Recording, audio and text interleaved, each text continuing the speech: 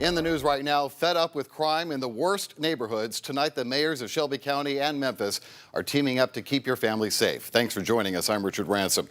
You might ask why it took this long, but today both governments announced the formation of an Office of Neighborhood Safety and Development. But how will it work exactly? Our Stefan Reels is at the Renaissance Convention Center where this new partnership was announced. So, Stefan, how will it work? Yeah, Richard, right now we're still waiting to see, but this kind of project has actually been put into action in different cities, and from what we were told today, it's actually been paying in dividends.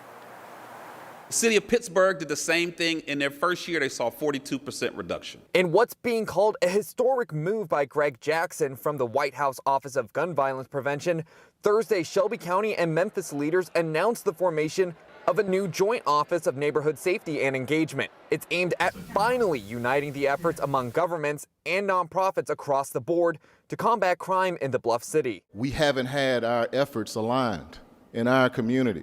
We hadn't spoken with one voice. They were siloed. They were not always sharing the most up-to-date information, competing with each other for grants, and wary of one another. The new office will help these various agencies work together. Former MSCS Assistant Superintendent Valerie Matthews will lead the charge as director, complemented by Tamika Williams as deputy director, who will both use data to develop strategies to assist those most in need. Our efforts will extend to provide wraparound support not only for victims, but also for individuals most at risk of engaging in violence, particularly acts of violence that involve guns. Similar to cities like Baltimore and Atlanta, this new team will be able to draw from funds provided under the Biden-Harris administration. Because you are now looking at a team that can draw down now over $30 billion of resources to prevent violence, not solve yesterday's crime, but prevent today's health crisis. And Richard, this plan has actually been in development for well over a year now. It actually started being floated around during DA Steve Mulroy's crime summit that happened in August of last year. So now we're finally just start seeing it coming together. Well, this is good news, Stefan. I know you mentioned this would be funded through help from the Biden-Harris administration.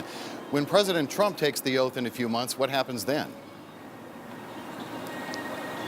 Well, it still remains to be seen, but of that $30 billion that was mentioned earlier, $15 billion of that was actually signed into law by the Bipartisan Safer Communities Act. So it's going to take actually repealing that law for that money to become inaccessible. But even if that is the case, Mayor Lee Harris did promise us and the community that they would find some way to keep this office up and running to secure those funds. All right, we'll stay on it. Thank you, Stefan. Live from downtown tonight.